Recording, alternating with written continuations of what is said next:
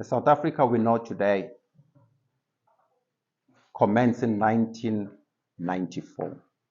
You're not saying there was no South Africa then, there was still South Africa then. But in this current political stage, it only came about in 1994. And 1994 was a culmination of a crucial process that led to the first non-racial elections in 1994. If you don't know, there was a transition period between 1990 and this election in 1994. The process that unfolded was, as some of these that occurred, there was the release of the political prisoners. There was a banning of liberation movements. Some of these liberation movements thereafter had to form themselves into political parties. And as political parties, they then could join and be part of CODESA, which is what the Convention of Democratic South Africa, where it was a multi-party process that brought about negotiations that unity could come in South Africa. There was CODESA 1 and there was CODESA 2.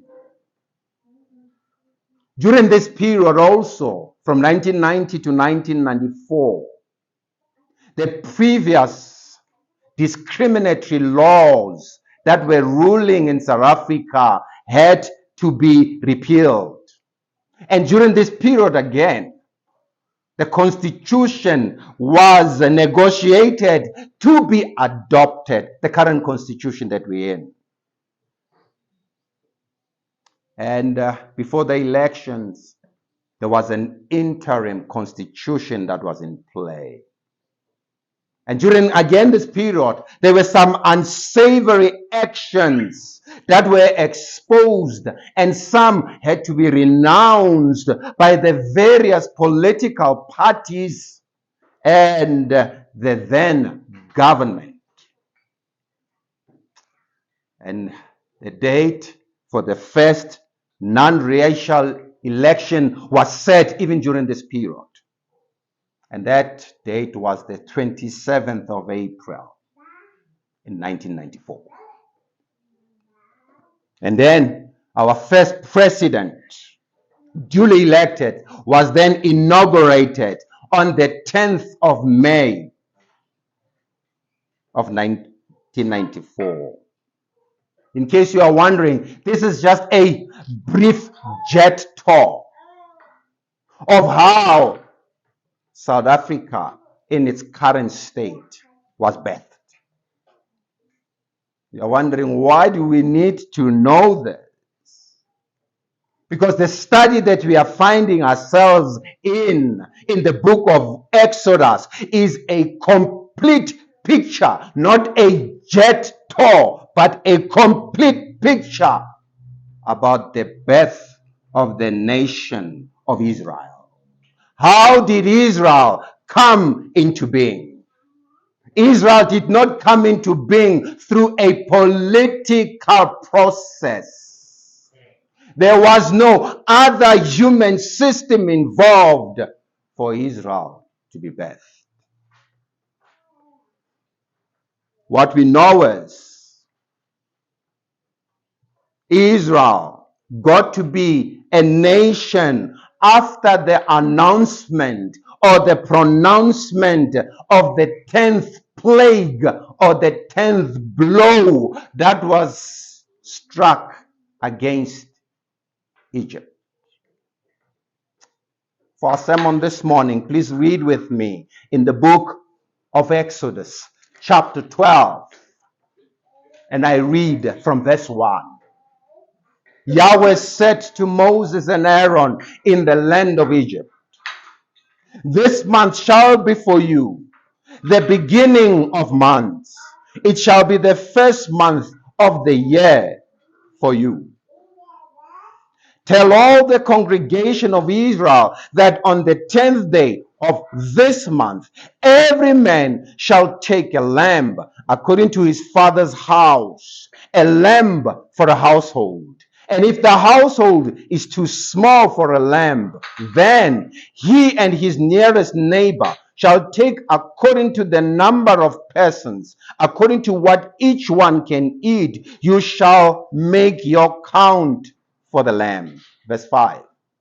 Your lamb shall be without blemish, a male, a year old. You may take it from the sheep or from the goats, and you shall keep it until the 14th day of this month, when the whole assembly of the congregation of Israel shall kill the lambs at twilight. Then they shall take some of the blood and put it on the doorposts and the lintel of the houses in which they eat. They shall eat the flesh that night, roasted on the fire, with unleavened bread and bitter herbs they shall eat it.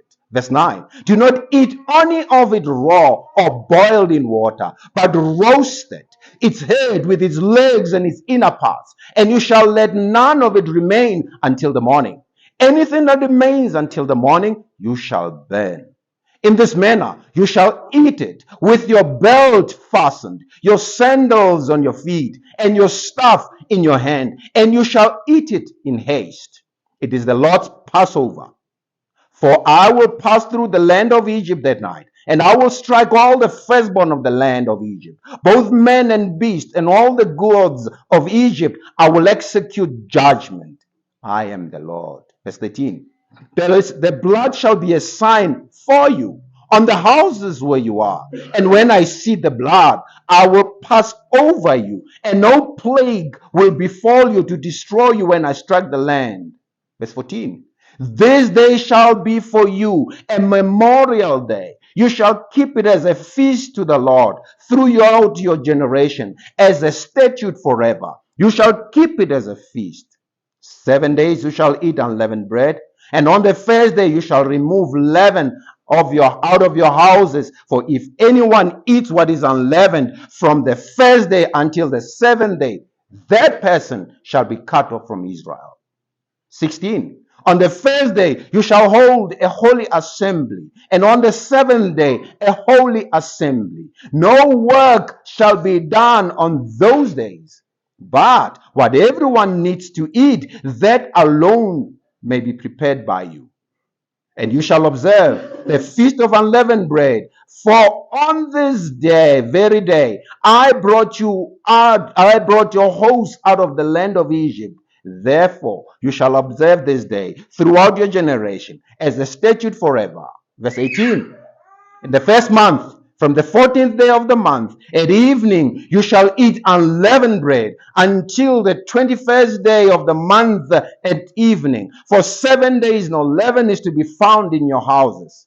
If anyone eats what is unleavened, that person will be cut off from the congregation of Israel. Whether he is a sojourner or a native of the land, you shall eat nothing unleavened in all your dwelling places. You shall eat unleavened bread. Then Moses called all the elders of Israel and said to them, Go and select lambs for yourself according to your clans, and kill the Passover lamb.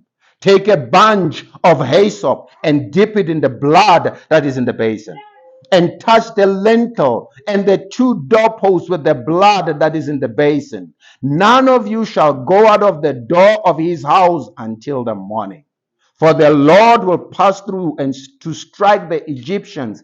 When he sees the blood on the lintel and on the 2 doorposts, the Lord will pass over the door and will not allow the destroyer to enter your houses to strike you. Verse 24. You shall observe this rite as a statute for you and for your sons forever.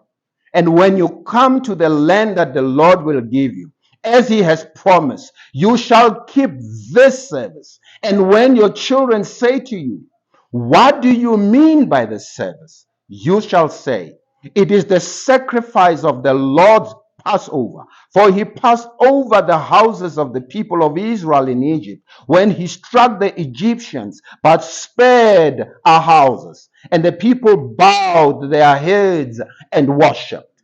Verse 28.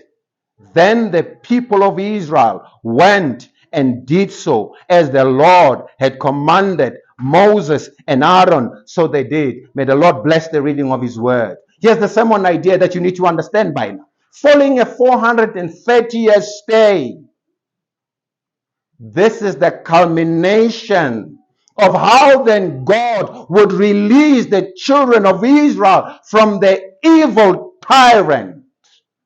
God will provide redemption through the Passover lamb. And God would also provide an ongoing celebration, the Passover feast, whose inauguration and knowledge was to be passed on to the future generations. That's why I've entitled my message this morning, God's people's means, manner, and responsibility for their redemption. God's people's means, manner, and responsibility for their redemption. Why do you and I need to know about God's redemption? That leads to their being God's people. I'm saying alternatively, we are saying without redemption, there cannot be any of God's people. For anyone to know that they are part and parcel of God's people, they must be redeemed. Redemption is necessary for you to be called as part of God's people. This is why then we need to know about redemption. God provided the means of redemption for his people. That is verses 1 to 13. Why do you and I need to know about redemption? Because God provides the manner of the redemption commemoration or celebration. That is from verses 14 to verses 20. And 3, God's people are afforded responsibility to that redemption provided, which is from verses 21 to verses 28. Let's look at the first point, God's means of redemption. By now, I want you to quickly observe with me. The one who speaks in verse 1, it's God speaking to Moses and the spiritual leadership. He then is the one who is giving the idea behind how the redemption is going to come. He's saying Israel will come to be his people because there has to be a means for them to receive salvation. There has to be a means for the Passover lamb for them to be redeemed. Observe that the text says, this is God himself who not only speaks, he says, where are they? They are in the land of Egypt. So the means of redemption is whilst people are under oppression. The means to be provided is still whilst people are under subjugation. So if you look at Egypt, you are to understand clearly that it is about their oppressive and slavish state that they are finding themselves under.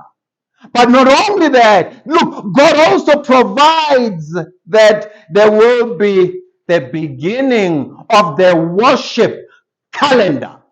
When God is going to provide this means of redemption, God says, I will also inaugurate a new calendar. You will not operate under the old calendar. You cannot operate under the whole regime under which you used to live. That's why God says, on the first day, this shall be for you the beginning of months. Meaning, their year was to begin during redemption, the day that they were redeemed. That month of their redemption is how then that their whole worship year would begin.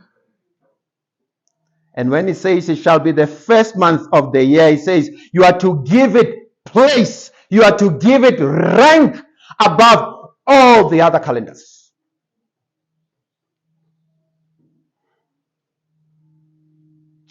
So God says, despite your bitter lived experiences, you need to see that I have a word for you. Though that you are in Egypt, you had no status in the eyes of the oppressors. God says, I'm about to give you a new status as my people. You are no longer under that king, because I'm about to provide redemption for you to live under me as your new king. With the new calendar, God is saying their old life has been decisively dealt with. It is no longer there. So with their new status, they could not view themselves in the same way. They had to view themselves now differently. They could not see themselves as same old fashion. They also could not express the thoughts of themselves as not unaffected, because redemption brings a new state. Look with me. If redemption is necessary and the new calendar, it means the new calendar is central to the new life. And the new life is a life of those who have now been redeemed. And their redemption, according to the text, was to come based on a substitutionary lamb.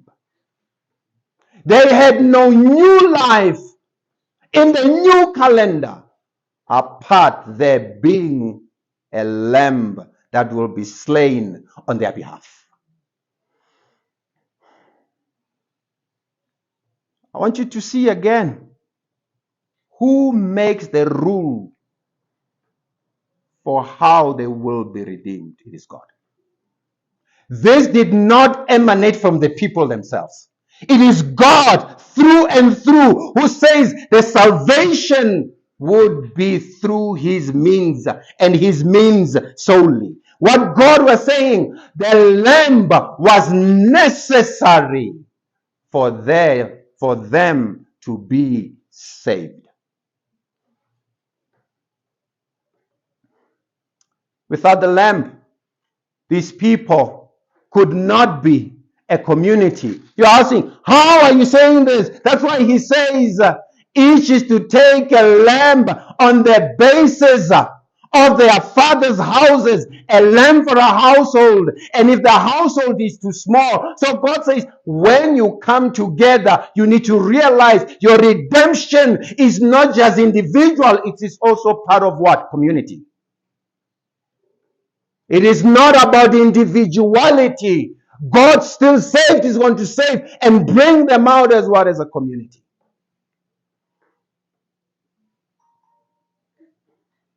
But I want you to realize also, look at the text. It is not just any lamb. There are restrictions on the type of lamb that is to be taken. Look at verse 4. He says, it shall be without blemish. Meaning, it must have no physical defects. It must be the most perfect lamb that you can get.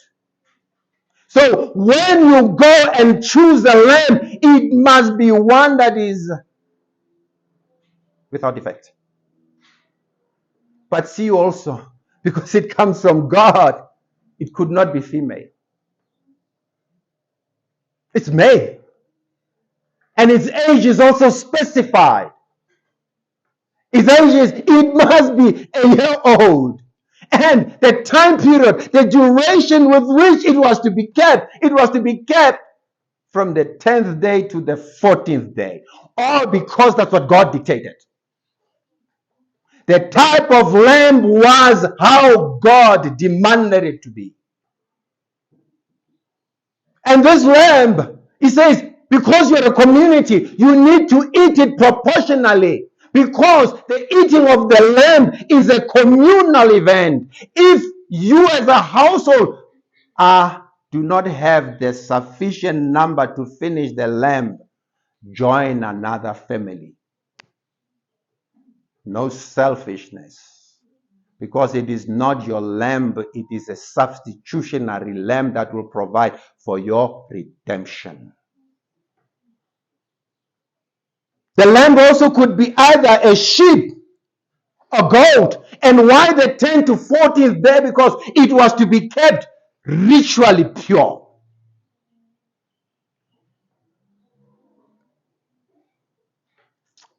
But see something in verse 6. When the whole assembly of the congregation of Israel shall kill their lambs at twilight.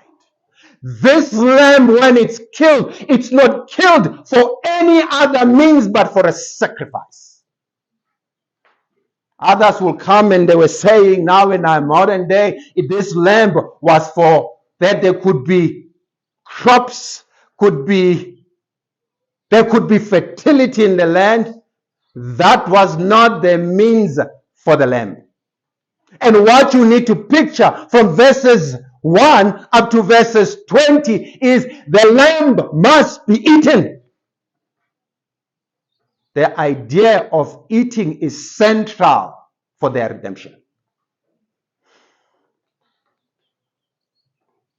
When it says at twilight, the idea is between two evenings, meaning from the time when it becomes dark, that's when it gets to be slain, but it will be eaten later during the course of the night. But it wasn't just the lamb by now that was provided. Look at verse 7. What follows? Then they shall take some. So the lamb did not just provide the food, but it also provided what? The blood. The blood was to serve two purposes. The sacrificial lamb. It would offer the needed blood and the meat that will be eaten as part of the Passover meal. So the lamb, once it's praised, brings the blood, but it must also be eaten. It can't just be one, it has to be both. What did the blood do? Look at your text. It says it must be put on the doorpost, because once it puts on the doorpost, it provided a consecration. That home was set apart. Set apart says that if you go to verse 13, when death comes, death will not strike that home. So that home was set apart against when wrath came. Because the blood of the lamb is the acceptable atoning sacrifice. The blood of the lamb provided atonement is nothing else but covering. It covered against the wrath of Yahweh when he sees the home, and then he will pass over the home. Because through the blood of the lamb, it means those who were guilty against God, God would be able to look over their guilt and pass over their guilt. God's wrath would not come upon those who had the blood covering. Hence, we are saying, if you look at the blood of the lamb was substitutionary. It became a substitute for the whole congregation. And because the blood of the lamb is necessary, it will also provide redemption. That's how then, through the blood of the Lamb, that they would be redeemed from Pharaoh. Without the Lamb and its blood, there is no redemption. And because of the substitutionary blood, it means justice and forgiveness can be given to those who are under the blood.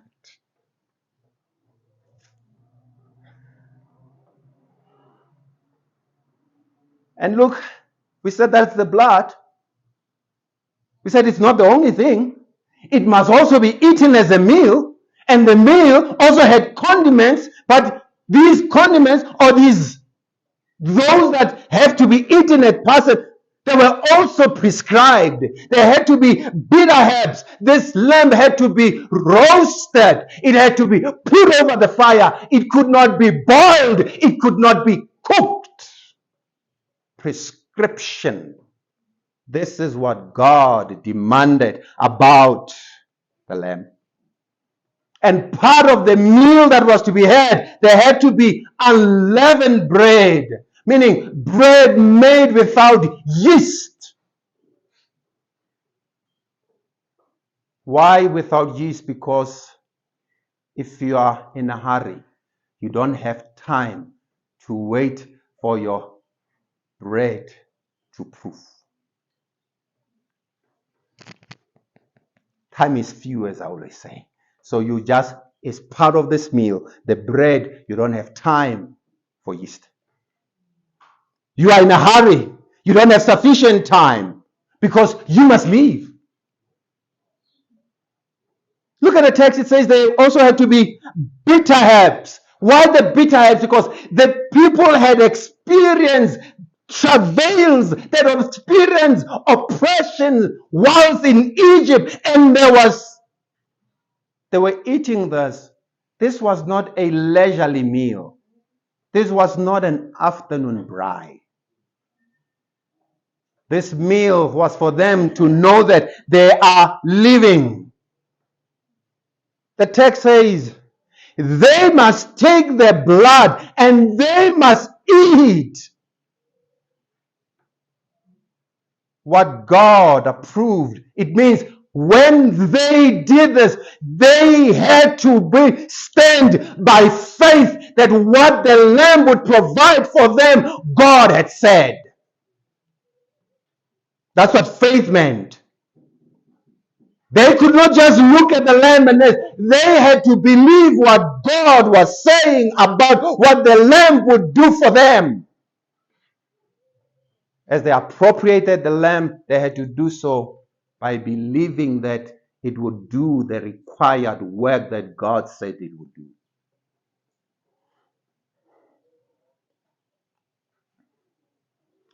The main reason also that during this meal, we are told, God says there will be death of the firstborn. Without the blood of the lamb on the doorpost of every home, who's going to die? The firstborn male, whether animal or human. So whilst they were busy eating the meal, what was going to happen? Look at verse 13. Then God would pass over during the meal.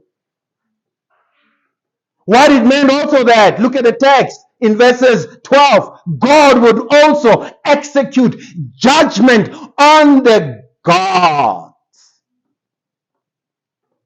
What God speaks clearly is to say, how many gods are there? One. If you do not partake of the Lamb by faith, guess what would happen? There will be death on the firstborn in your home. And then also, they need to know that there is judgment against any prevailing gods. And if God judges even the prevailing gods, it means anyone was to trust God and God only. We had spoken about this. We said it doesn't matter how genuine your faith in your so-called genuine belief in alternative gods. Those don't work because during the Passover, there will be death in your home if there is no blood. Firstborn will die. Because God says, and when, that's the timing, when I see the blood, I will pass over. That is the means. God says, through the substitutionary lamb, there is hope for you. There is deliverance for you. That's how that you are saved. That's how that you are protected from the death that is outside. Without the lamb, death is coming to your home.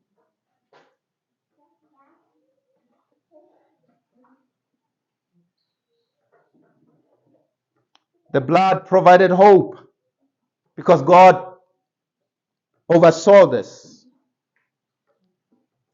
Observe by now. Whom did the blood appease? Whom did the blood pacify? Who is going to bring the death over the homes?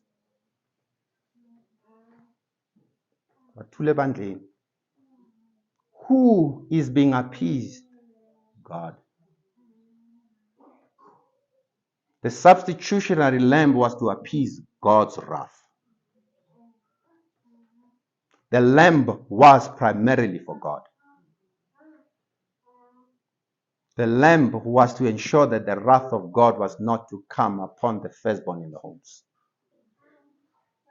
The one who would send the death blow upon every home is God. So through the lamb, it means the redemption means they had escaped destruction. I'm saying we spoke about this. What God says here is there is this means of exclusivity for redemption, and exclusivity can only be